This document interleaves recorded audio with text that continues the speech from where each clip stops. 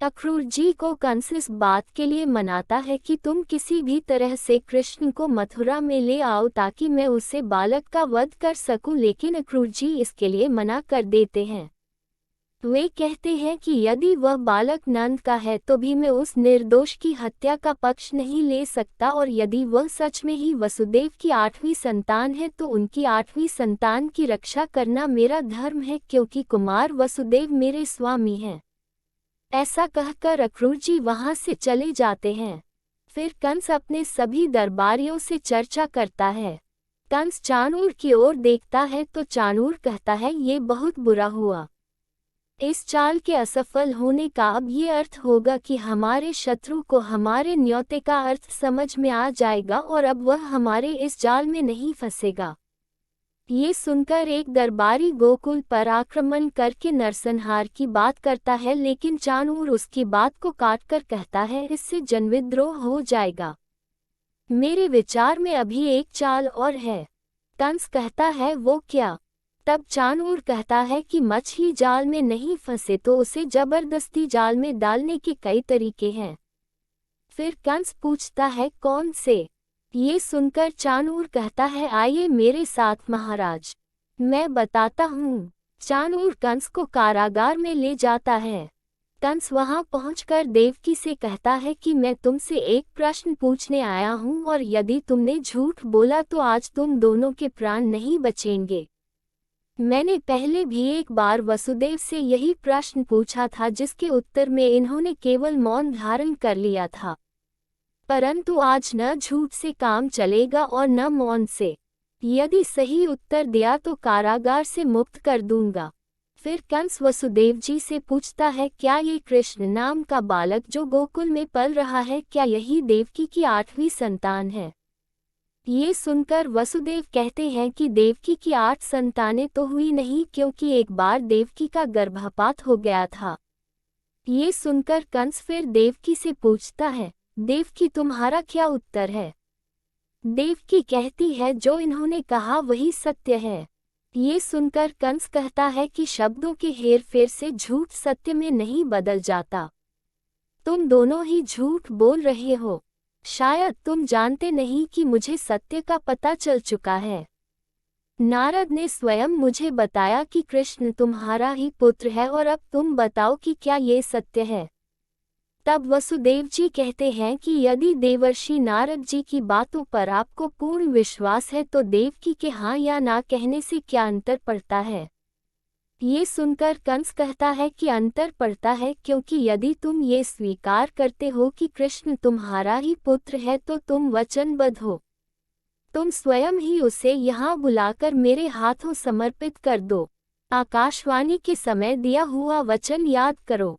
सत्यवादी वसुदेव, तुझ झूठे हो। तुमने मेरे साथ छल किया है। तुम घोर अपराधी हो। मैं तुमसे अंतिम बार पूछता हूँ कि सत्य क्या है?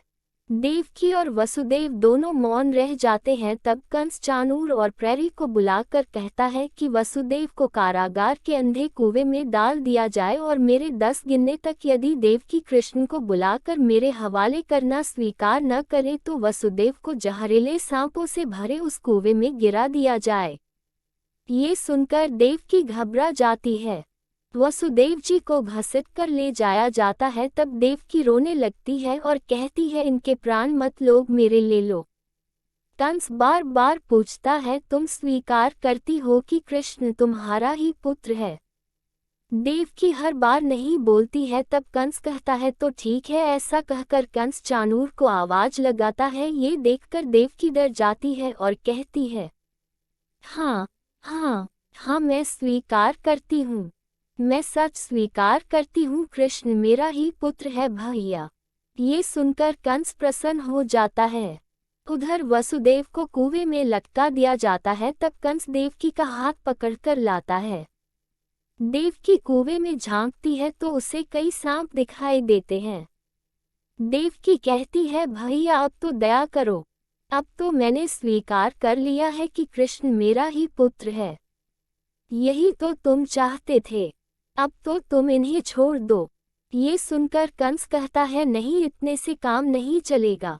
अपने वचन के अनुसार अपने पुत्र को बुलाकर मेरे हवाले कर दो, नहीं तो तुम्हारा पति जिंदा नहीं रहेगा। आज ही अक्रूर जी से कहो कि वह उस कृष्ण को किसी भी बहाने से बुलाकर मथुरा ले आए या अपने पति की बलि दे दो। देवकी कहती है अक्रूर को। कंस कहता है हाँ अक्रूर को, क्योंकि अक्रूर के कहने से ही वह आ सकता है। अक्रूर गोकुल जाकर उससे मिलता जुलता रहता है। अब तुम निर्णय कर लो कि तुम्हें पति चाहिए या पुत्र। आखिरकार देवकी मान जाती है। फिर देवकी से कारागार में अक्रूर जी मिलते और देवकी उन्हें कृष्ण को मथुरा लाने का कहती हैं। अक्रूर जी कहते हैं आप ये क्या कह रही हैं, आप अपने ही पुत्र को उसके हवाले करना चाहती हैं जो उसकी हत्या करना चाहता है। ये सुनकर देवकी कहती है मैं जानती हूँ। तब अक्रूर जी कहते हैं फिर भी आप मुझको कृष्ण को मथुरा लाने का कह रही हैं। फिर अक्रूर जी रोते हुए मैं कृष्ण से क्या कहूँगा, ये कि आपकी माता ने आपकी हत्या करवाने के लिए मथुरा बुलाया है। ये सुनकर देवकी कहती है कि इतना कुछ कहने की आपको आवश्यकता नहीं है, बस इतना ही कहना कि उसकी माँ की आज्ञा है कि वह आपके साथ मथुरा आ जाए। तब अक्रूर जी कहते हैं कि यदि उसने पूछा क्यों और यदि उसने आने से इनकार किया तब। ये सुनकर देवकी कहती है कि यदि वह मेरा पुत्र है तो न क्यों पूछेगा और न इनकार करेगा, बस माँ की आज्ञा का पालन करेगा। अक्रूर जी कई प्रकार से देवकी को समझाते हैं और कहते हैं कि हमें उसे बचाना है क्योंकि जनता उसे तारनहार और भगवान मानती है। ये सुनकर देवकी कहती है अक्रूर जी कृष्ण यदि भगवान है तो हमें उसके लिए डरने की कोई आवश्यकता नहीं, वह अपनी सुरक्षा स्वयं कर सकता है। और यदि वह सिर्फ मानव है, केवल मेरा पुत्र है, तो एक पतिव्रता के धर्म को मानते हुए मुझे अपने पति को ही चुनना होगा। मेरी आज्ञा अटल है, उसका पालन किया जाए। अक्रूर जी वहां से चले जाते हैं और वह सभी यादवों सरदारों को ये बात बताते हैं और कहते हैं कि अब हमें अपने राजकुमार के प्राण बचाने हैं। वे फिर बलराम, रोहिणी और कृष्ण को बचाने की योजना बनाते हैं। वे बताते हैं कि एक आत्मघाती दल रोहिणी और बलराम की सुरक्षा करेगा, दूसरा दल रास्ते में कृष्ण की सुरक्षा करेगा और तीसरा दल यमुना के दूसरे किनारे मेरे संकेत का इंतजार करेगा। अक्रूर जी और भी कई तरह की योजना बताते हैं। फिर अक्रूर जी अपनी योजना के तहत अपने गुप्तचरों और सैनिकों को लेकर गोकुल में पहुंच जाते हैं। उधर बलराम और श्री कृष्ण के साथ भोजन के लिए बैठे नंद बाबा कहते हैं कि सुना है कि मथुरा में बहुत बड़ा उत्सव होने वाला है। ये सुनकर कृष्ण कहते हैं आपको किसने कहा? तब नंद बाबा कहते हैं कलवा ने, जो रोज मथुरा सब्जी बेचने जाता है। कहते हैं कि महाराज ने आज्ञा दी है कि मथुरा नगरी को दुल्हन की तरह सजा दिया जाए। तब बलराम कहते हैं परंतु अचानक यह उत्सव कैसे बाबा? तब नंद बाबा कहते हैं कि सुना है कोई यज्ञ करवाया जा रहा है। तभी एक सेवक आकर कहता है कि द्वार पर अक्रूर जी पधारे हैं। नंद कहते हैं अच्छा ठहर जाओ, अब हम भोजन उन्हीं के साथ करेंगे। रोहिणी कहती है यूं अकस्मात अक्रूर जी कैसे आ गए? ये सुनकर श्री कृष्ण मुस्कुरा देते हैं। फिर अक्रूर जी को नंद बाबा अंदर ले आते हैं। श्री कृष्ण और बलराम खड़े होकर उनका अभिवादन करते हैं। अक्रूर जी पहले बलराम और फिर श्री कृष्ण को गले लगा लेते हैं। फिर सभी साथ मिलकर भोजन करते हैं। तब रोहिणी पूछती है कि अक्रूर जी नंदराय जी कह रहे थे कि महाराज कंस कोई यज्ञ करने जा रहे हैं। ये सुनकर अक्रूर जी थोड़ा संकोच कर कहते हैं कि हाँ। तब रोहिणी कहती है कि कंस और यज्ञ, इन दोनों बातों में मेल नहीं बैठता अक्रूर जी। फिर अक्रूर जी शिव के धनुष के बारे में बताकर धनुष यज्ञ करने की बात बताते हैं और कहते हैं कि देश के कोने कोने से वीर योद्धाओं को बुलाकर सम्मानित किया जाएगा। ये सुनकर श्री कृष्ण कहते हैं कि फिर तो बड़ी धूम होगी राजधानी में। ये सुनकर अक्रूर जी श्री कृष्ण को देखने लगते हैं। फिर आगे श्री कृष्ण कहते हैं दाऊ भैया फिर हमें भी चलना चाहिए। दाऊ भैया कहते हैं अवश्य चलना चाहिए। ये सुनकर अक्रूर जी दोनों को आश्चर्य से देखने लगते हैं। फिर कृष्ण कहते हैं बाबा हम सब उत्सव में चलेंगे। ये सुनकर यशोदा मैया कहती है मैं तुम्हें किसी उत्सव में नहीं जाने दूंगी। तुम्हारा वहाँ क्या काम? ये सुनकर श्री कृष्ण कहते हैं कि वहाँ बड़े बड़े वीर आएंगे, उनके करतब देखेंगे तो बड़ा आनंद आएगा।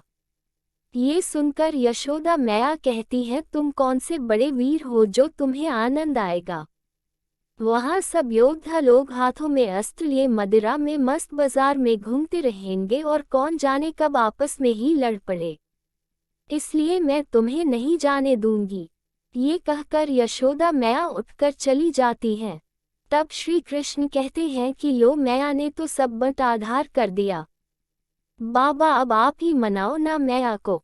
ये सुनकर नंद बाबा कहते हैं कि भाई तुम जानो और तुम्हारी मैया, मुझे इस झगड़े में मत डालो।